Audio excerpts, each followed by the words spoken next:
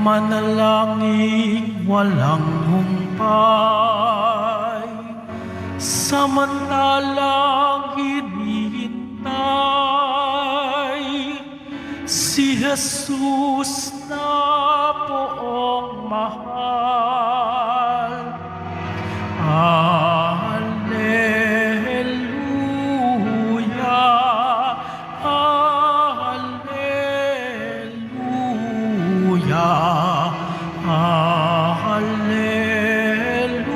Alleluia,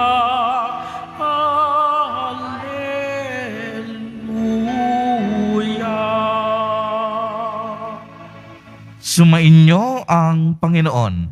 At sumaiyo rin. Ang mabuting balita ng Panginoon ayon kay San Mateo. Papuri sa iyo, Panginoon. Noong panahong iyon, sinabi ni Jesus sa kaniyang mga alagad ang talinhagang ito. Dito maitutulad ang pagpasok sa kaharian ng Diyos.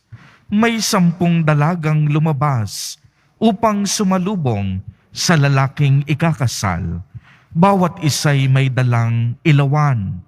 Ang 5 sa kanila'y hangal at ang 5'ay matalino. Ang mga hangal ay nagdala ng kanilang mga ilawan, ngunit hindi nagbaon ng langis. Subalit ang matatalino'y nagdala ng langis, bukod pa sa nasa kanilang ilawan. Nabalam ng dating ang lalaking ikakasal, kaya't inantok silang lahat at nakatulog. Ngunit ang hating gabi na'y may sumigaw, "Narito na ang lalaking ikakasal, salubungin ninyo." Agad nagbangon ang 10 dalaga at inayos ang kanilang ilawan. Sinabi ng mga hangal sa matatalino, "Bigyan naman ninyo kami ng kaunting langis. Aandap-andap na ang aming mga ilawan. Baka hindi magkasya ito sa ating lahat." Tugon ng matatalino, "Mabuti pa'y pumunta muna kayo sa nagtitinda at bumili ng para sa inyo." Kaya't lumakad ang 5 hangal na dalaga. Samantalang bumibili sila, dumating ang lalaking ikakasal. Ang 5 nakahanda ay kasama niyang pumasok sa kasalan at ipininid ang pinto. Pagkatapos, dumating ang 5 hangal na dalaga.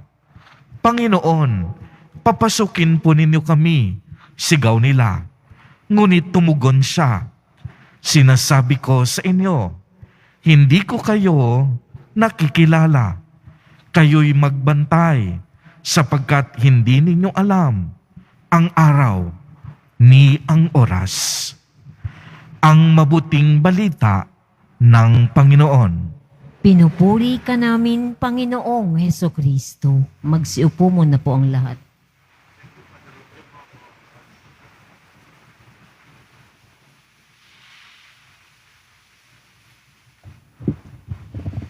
Isa pong mapagpalang unang Biyernes sa ating lahat.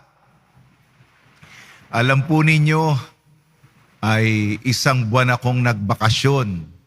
Ako po'y nadestino sa misyon sa malayo at malamig na lugar sa Yukon, Canada.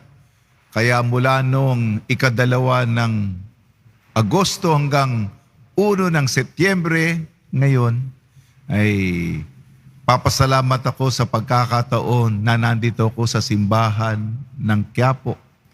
At huling araw ko na po, mamaya po ay lilipad na po ako.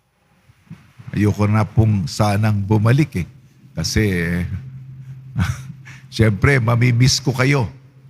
At nagpapasalamat ako sapagkat alam niyo naman, wala namang bagay na tumatagal. Yung mga mahalagang bagay, importante sa iyo, pinanghahawakan mo, pero alam naman natin hindi tumatagal ang lahat. Kayo po ay araw-araw nyo pong makikita ang poong Senyor. Sa susunod na mga araw, sumusubaybay po ako sa misa sapagkat si Father Robert po, nagpapasalamat po ako, siya pa yung unang misa.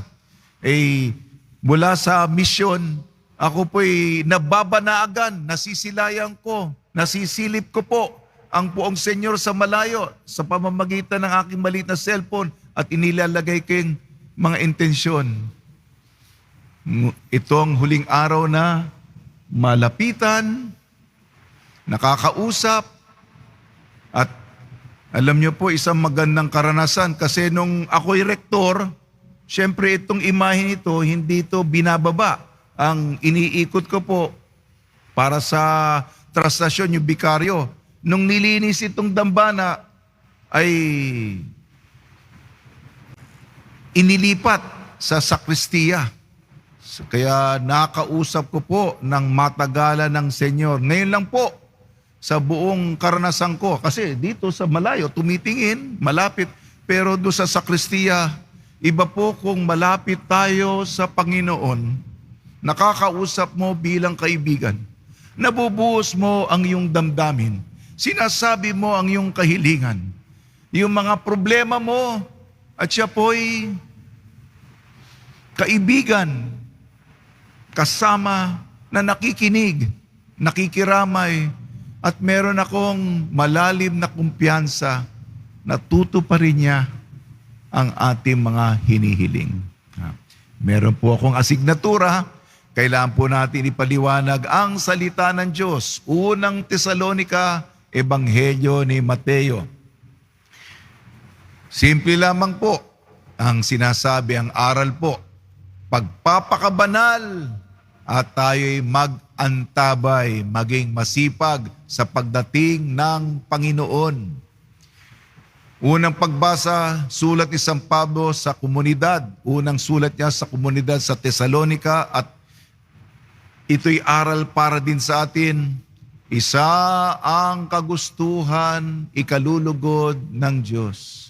Tayo po'y magpakasanto, tayo po'y magpakasanta, tayo po'y magpakabanal. Isa lamang ang ating objektibo, isa lamang ang ating layunin. Makasama, makapiling ang Diyos na banal at magiging karapat dapat lamang tayo kung tayo'y banal. Sinisikap din natin maging banal katulad ng Diyos. Nung ako'y nag-aaral ng teolohiya at filosofiya sa seminaryo, natatandaan ko, sinabi ng isang espiritual na autor na manunulat, isa lamang ang trahedya sa buhay.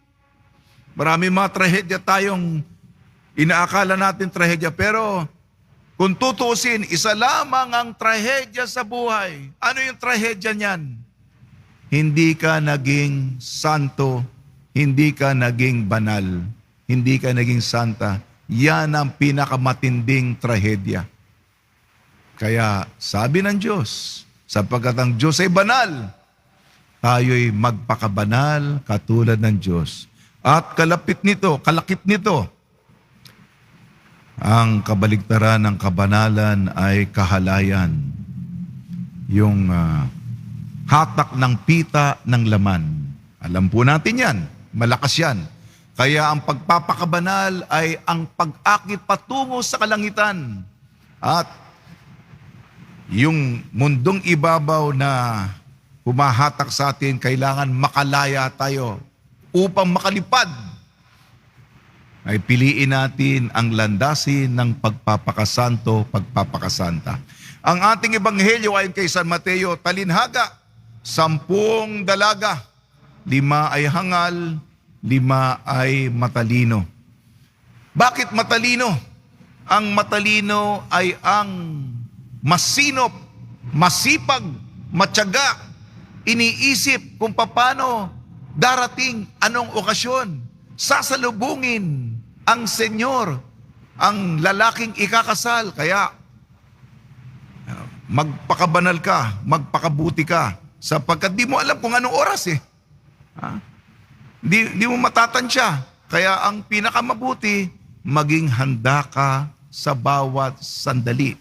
Anumang oras yan, anumang araw yan, laging handa ka sapagkat ikay mabuti, tumutulong ka, nagsisikap kang maging punong-puno ng generosidad at saka karidad ang iyong puso. Kaya kahit na anong oras, kahit na anong petsa, handa ka, nag-aantabay ka. Kaya ang simbolo ng 5 dalagang matatalino, sa kanilang lampara, sa kanilang ilawan, may baon silang langis sapagkat alam nila na dapat handa ka, nagbabanday ka, nag-aantabay ka sapagkat ikaw ay kumakalinga, sapagkat gusto mo yung kapakanan, meron kang naiisip mo anuman pwedeng mangyari. Yan ang nakalulugod sa ating Panginoon. Yun lang po, mga kapatid, baon. Sa magpakabait tayo. At ang paghintay sa Panginoon, punong-puno ng pag-ibig. Kung ikaw ay umiibig, nagmamahal, di ba? Gagawin mo lahat. Maghahanda ka talaga. Magpaplano ka. Ganun ang, yun ang, kaya nga pagsalubong, hindi yung, bagong gising, pupungas-pungas ka, may nakalimutan ka. Yung alam ng Diyos na pagdating niya, nandyan isang pusong lumulundag, nananabik. Siyempre, handa, masipag, at nakangiting tatalon, lulundag upang yakapin ang Panginoon sa kanyang pagdating. Muli, nagpapasalamat ako sa Senyor. Huling araw ko na po ito. Huling araw ko na po itong malapitan sa Panginoon. Lahat ng bagay ay mawawala. Mahirap mawala. Masakit kung nawawalan ka. Isang bagay na mahalaga sa iyo, alam mo na ganun ang buhay eh. Ganun ang buhay. Nakakalungkot. Kaya nga, habang nandito pa, pahalagahan natin, namnamin natin, patagalin natin, magpasalamat tayo habang yung mga bagay na hawak natin ay nasa atin. Alam natin, mawawala ito. Katulad ng presensya ng Senyor. Ito'y magpasalamat tayo. Kaya sa pagkakataong ito, yung buwan na ipinagkaloob sa akin, ako'y talagang kayamanan. Tinuturing kong isang ginintuan o maladiamanting kayamanan ang presensya at pagmamahal sa tulong ni Maria at ni San Jose ng mapagmahal na presensya ng ating Nuestro Padre Jesus Nazareno. Amen.